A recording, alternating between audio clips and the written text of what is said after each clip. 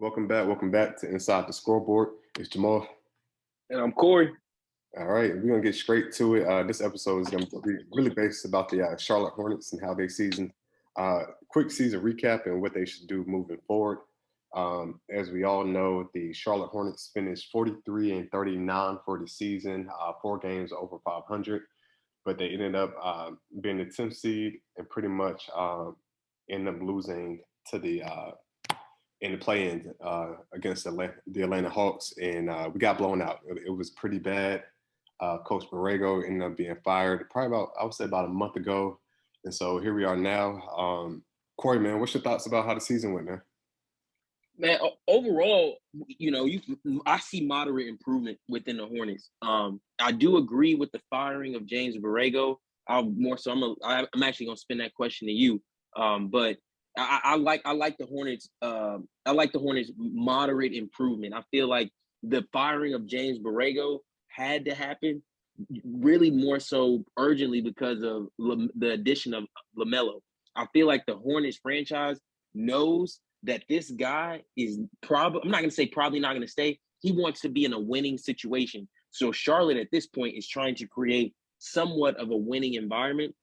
And I think James Borrego I'm not going to say was okay with losing, but maybe is not the coach I need with trying to create that winning environment. It sounds bad, but James did a good job. Coach Borrego did a great job. The Hornets did an improved job, but we have a lot further we need to go, and we got the right pieces. But what do you think about that James Borrego firing? Like, do you feel like it was timely? What do you think about it? It didn't seem like. I mean, I know people say it was a 10-win jump increment, but they got realized that it happened during the pandemic, so we had a shortened season. That's how he was able to get those 10 wins each season. So I think last year was 72 games, and then the year before that, that's when the bubble happened, and so the season was just cut short. So I think it went to 23 to 33 to now 43.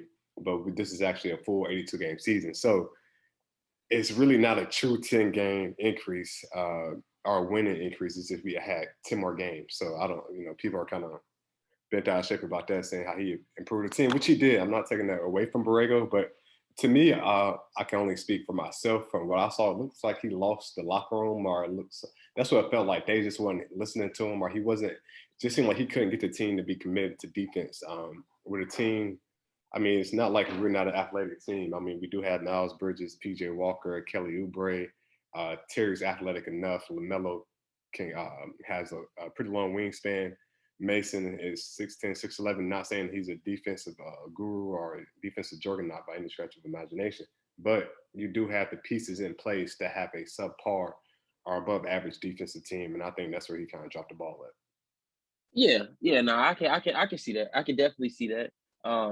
Like especially late because especially good. Excuse me, I'm sorry, but good mentioning of the fact that the seasons were shorter. I feel like a lot of people did forget that, me included, that the seasons were shorter. So he really just got his first fair assessment here within the last, I'd say, 2 years.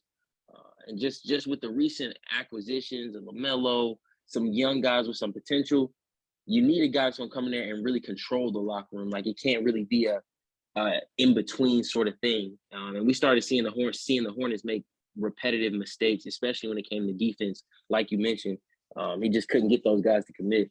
But what do you think is gonna happen with this offseason, man? Because okay, boom, we hire a coach. Do you have actually? You know what? Do you have a coach that you would like to see come to Charlotte like next season?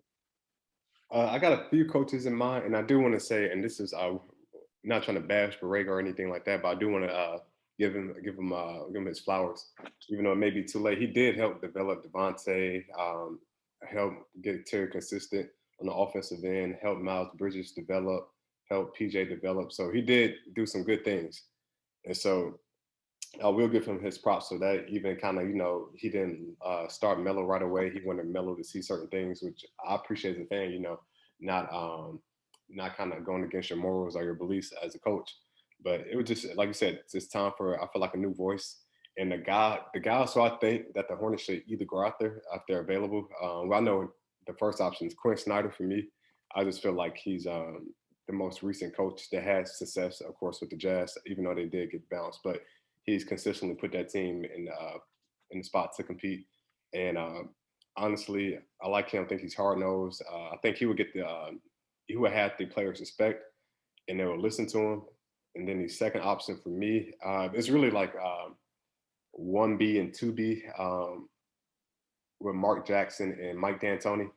I feel like even though Mike D'Antoni doesn't pretty much solve our defensive problems, I feel like we will not be a playoff team with Mike D'Antoni. I feel like the caliber of coach he is, he will just unlock this offense. Even though it's a pretty good, even though we're pretty good on offense, I feel like he would take us to another level. Yeah, I feel like with LaMelo, for me, the Mike D'Antoni is the ideal situation. Mark Jackson, of course, is not a bad pick at all. I just feel like Mike D'Antoni's offensive mindset may be good for LaMelo in these next couple of years. Big Mike, y'all, big Mike become one of the most productive offenses. Mike D'Antoni seems to have that effect on these teams. We remember his effect on the Houston Rockets. While they didn't necessarily win anything substantial, we knew that they can put up a lot of points, and you were going to have to outscore Houston every night. That's the goal every game, but particularly with Houston during that time Mike D'Antoni was coaching, I just see him bringing some of that here to Charlotte. Like I said, with those young guys, not to mention any pieces that we could grab in the offseason. Mike D'Antoni is my top pick right now. And even so, I know he's known as an offensive coach, but I did you got to remember 2017, 2018, they were pretty good defensively. They had some guys like PJ Capella, as well as Trevor Ariza, and they actually finished seventh in defensive rating. It was more part of their assistant coach. I'm gonna mess up his name, but Jeff Bizdelic, if I'm not mistaken, that's his the assistant coach name, and he was their pretty much their guy that ran the defense. But it does prove that that D'Antoni can pick his staff to where, okay, I'm a great at offense, but I can also bring my staff in who is good with defenses and good with other aspects of the game and not just offense. So I do like that. As far as Mark Jackson is concerned, I don't know why he gets so much hate.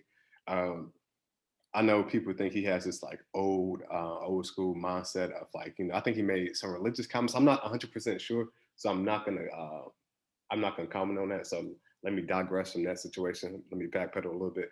But as far as him being a coach, he did help develop Steph and Clay, and they were in the playoffs. It wasn't like they were like underachieving. He had them going to that next level. So I'm not sure what happened, where the ball was dropped. I'm not sure if it was front office not getting along with Mark Jackson or vice versa, but it just seemed not to work out. But the guy did say before anybody else wanted to claim it or say it, or even Steph and Clay believed it maybe themselves that they were the best. He said they were the best shooting backcourt ever to play the game. And this when they were early in their career. And so he obviously knows what he's talking about because we've seen their career take off since then. So I like Mark Jackson and I like Quinn Snyder. I like Mike D'Antoni. I feel like you really got to get a veteran coach that can get the locker room. They'll listen to the locker room. I don't want to see us kind of backpedal and go after Kenny Atkinson, who is kind of like the mold of the James Borrego. I feel like you really got to get somebody in there that can just get that locker room. Yeah, man, like a track record. I need a guy that can come in here who has an established track record. I'm not saying come in and take us NBA championship next season, but I just see other organizations across the league acquire these guys with some sort of winning track record. And that could be because they're more notable organizations. I get that. It just would be nice to see some of those names come to Charlotte, not just because of the name, but more so because of the proven track record. Winning does something. Winning is contagious. So when you bring a guy in who has won before, the other guys around him are going to gravitate to that. And I think the organization this year, this offseason in particular, needs to keep that at the forefront. Bring a guy in. Let's start from the top to bottom, winning. I love the move with Mitch Kupchak. I don't know if we're going to be able to keep him over the next few years, but I love that first acquisition upstairs to bring him in.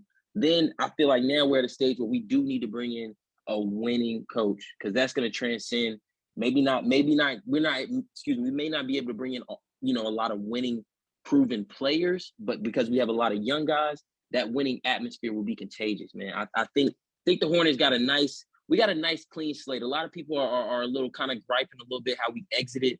But if we're honest, we wasn't expecting to win a championship. But it would be nice to go ahead and win maybe our first playoff series, right? Yeah, Dang. and that kind of does fall back on Borrego, like in the playing games, for us to get blown out the way we did. You Yeah. gotta have your players ready to go, and that be and just not saying this 100% his fault, but I do feel like as a coach, you gotta have your guys ready to go. They gotta believe in what you're preaching to them, and they do take blame for it as well. Those guys, they gotta put more effort out there. Especially on the defensive end. I know it's like kind of beating the dead horse, but I feel like either Quinn Snyder, those three veteran coaches, Quinn Snyder, Dan Tony, Mark Jackson, really no particular order I would be pleased with. With Dan Tony, I Mhm. would just be like, what can he unlock for the offense? And then with Quinn Snyder, I feel like defensively, well, just all around, I think I'm curious to see what he can do within. And Mark Jackson, I think he can really install discipline into these young guys. But are those your top three, or who? I know you said Dan Tony. Is that your guy that you want them to go with? That's my top guy, but like I said, I'm not complaining about a Mark Jackson. We could get any one of those three guys. The organization is going in a better direction. You know what I'm saying? So boom, we got our coach. It'll be nice to get one of those three guys.